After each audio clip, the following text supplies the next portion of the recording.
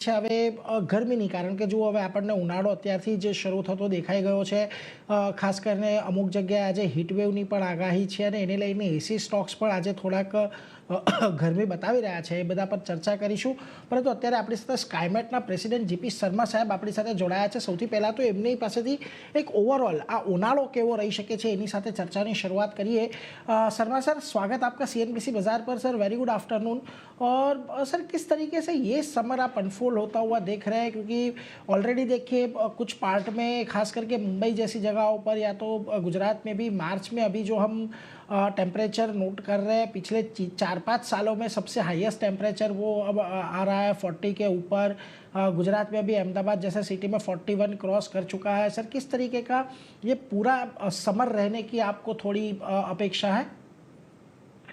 धन्यवाद। देखिए इस बार समर देश के काफ़ी भागों में समय से पहले है। गुजरात उनमें से एक है। गुजरात तो वैसे ही थोड़ा वेस्टर्न पार्ट्स की बात करें तो सबसे ज़्यादा गर्म स्टेट गुजरात ही होता है, लेकिन इस बार सामान्य से तापमान काफ़ी ज़्यादा है और काफ़ी जल्दी हो गए हैं। जैसे आपने बताया कि अहमदाबाद में तापमान 40 के पार, एक्चुअली कल के दिन के तापमान इस सीज़न के सबसे ज़्यादा तापमान रहे हैं। राजकोट में 42 डिग्री तापमान पहुंच गया, अहमदाबाद में 41 से ज़्यादा 41.4 डिग्री तक। हालांकि देश के इनके स्टेट के भीतरी भागों में तो ज़रूर होते हैं तापमान, जो कोस्टल स्टेशन है, तटवर्ती क्षेत्र हैं, उनमें भी तापमान करीब करीब 40 डिग्री तक पहुंच गया है।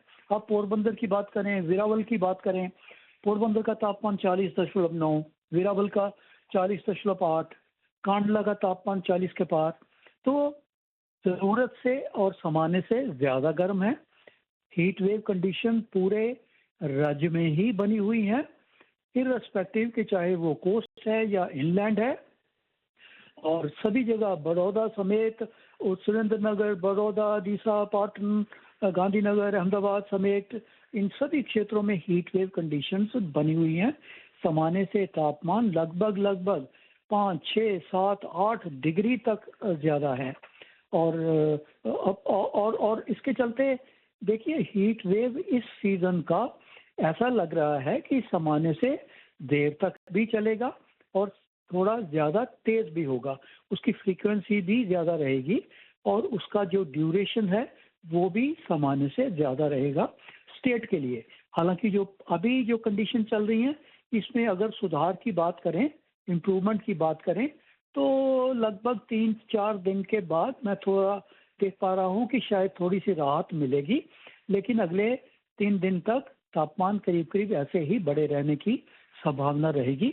विशेषकर स्टेट के जो भीतरी भाग हैं, central parts Gujarat, northern part Gujarat और सौराष्ट्र के जो क्षेत्र हैं, इनमें गर्मी काफ़ी ज़्यादा बनी रहेगी। जी जी शर्मा जी, एक तो ये जो हम लोग हीट वेव देख रहे हैं अभी मार्च की शुरुआत में ही, तो क्या ये कोस्टल वेदर पैटर्न जो चेंज हुआ है उसकी वजह से दिख रही है या फिर एक साइलेंट हीट वेव जो ह्यूमिड एरिया में ये जोन में जो दिख रही है उसका असर हम देख रहे हैं। और गुजरात की जो बात करें तो जो 2022 में हमने देखा था एक हीट वेव आई थी और रिकॉर्ड गर्मी जो है वो एक आई थी, वो 2022 से ये जो अभी हीट वेव चल रहा है वो कितना अलग है और एक जो लू है वो ज़्यादातर कहाँ पे गुजरात रीजन में हमें देखने मिलेगी?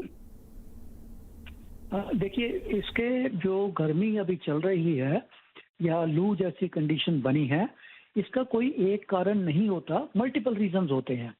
इस बार अगर आपको मालूम हो तो ये जो विंटर रेनफॉल उत्तर भारत में राजस्थान, पंजाब, हरियाणा, हालांकि गुजरात में तो ज़्यादा वर्षा नहीं होती है विंटर में भी, लेकिन इन क्षेत्रों में भी जो विंटर रेनफॉल है बहुत ही कम।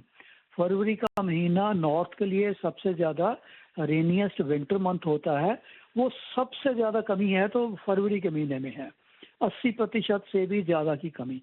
कहने का मतलब मौसम आमतौर पर शुष्क रहा है। जब हवा में नमी नहीं हो, मौसम शुष्क रहे, तो उसके बाद धीरे धीरे जो गर्मी का प्रकोप है उसका असर जो है ज़्यादा बढ़ जाता है। हमारे पश्चिम में चाहे राजस्थान के कहें, थार बरूस्तल की बात करें, डेजर्ट एरिया की बात करें, तो उनमें तापमान सामान्य से ज़्यादा है, क्योंकि वहाँ भी कोई वेदर एक्टिविटी नहीं हुई, जिसके कारण डस्ट रेजिंग विंड जो उठ जाती हैं, जो हवा के कारण डस्ट जो है वो ट्रांसफ़र होती है। अगर डस्ट ट्रांसफ़र होती है तो डस्ट से हमेशा तापमान बढ़ते हैं, क्योंकि उसके कारण जो रेडिएशन है सन के आ तो जाते हैं, पर वो एस्केप नहीं कर सकते डस्ट पार्टिकल की वजह से।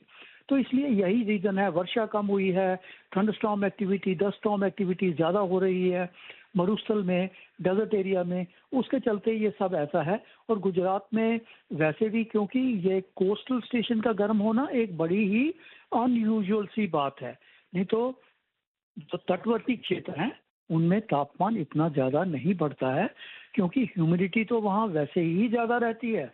और इन तापमान के चलते, तो जिसको हम डिस्कम्फर्ट इंडेक्स बोलते हैं, वो बहुत ज़्यादा, बहुत ऊपर, बहुत हाई होने की संभावना रहेगी। और इसलिए हमें बहुत ही कॉशन एक्सरसाइज बरतना, सावधानी बरतनी पड़ेगी हीट वेव के प्रकोप के लिए। शेष अभी मैं तो कह रहा हूँ गुजरात के सभी भागों के लिए, और विशेषकर बात करें जैसे आज का भी अगर हम कहेंगे, बड़ौदा, अहमदाबाद, आनंद समेत तापमान लगभग 41 डिग्री पहुंच जाएगा आज भी। तो इसलिए हमें सावधानी बरतने की ज़रूरत रहेगी इन सभी स्टेट के सभी भागों में। कोस्टल पार्ट्स में तापमान ज़्यादा होते हैं तो हमें ज़्यादा सावधानी बरतनी पड़ेगी, क्योंकि ह्यूमिडिटी बहुत ज़्यादा है वहाँ पे। जी जी शर्मा जी, बहुत बहुत शुक्रिया हमारे साथ जुड़कर ये सारी डिटेल शेयर करने के लिए और ये इंसाइट शेयर करने के लिए। तो जो खास